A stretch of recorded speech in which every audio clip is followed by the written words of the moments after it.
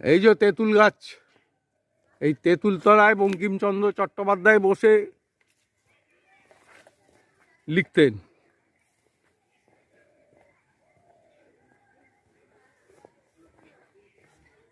তেঁতুল গাছটা বেশ বড়ই, এই তেঁতুল তলা।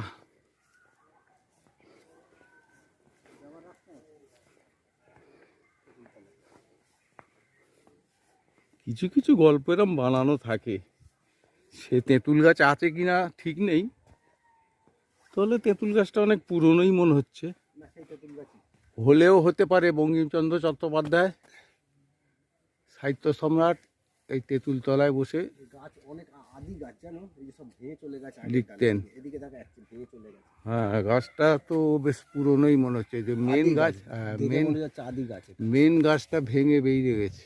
মেন গাছের মেন কাণ্ডটা মাঝে মাঝে জুম মুড গন্ডগোল হয়ে যাচ্ছে।